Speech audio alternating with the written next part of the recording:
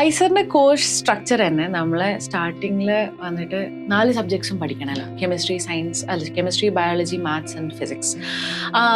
അങ്ങനെ ഇപ്പം നമ്മൾ നാട്ടിലുള്ള ഒരു കോളേജിലാണെങ്കിൽ പെർട്ടിക്കുലർ സ്ട്രീമിലായിരിക്കും നമ്മൾ സ്റ്റാർട്ട് ചെയ്യുന്നത്. പക്ഷേ ഈ 4 സബ്ജക്റ്റ് പഠിക്കുന്നതോടുകൂടി ഫസ്റ്റ് തിങ് ഒരു എല്ലാ സബ്ജക്റ്റിനോടും ഒരു അറിവ് നമുക്ക് കിട്ടും. എന്താണ് ഒരു വളരെ ബേസിക് ആയിട്ട് ടഫായിരുന്നു, എല്ലാം ടഫായിരുന്നു.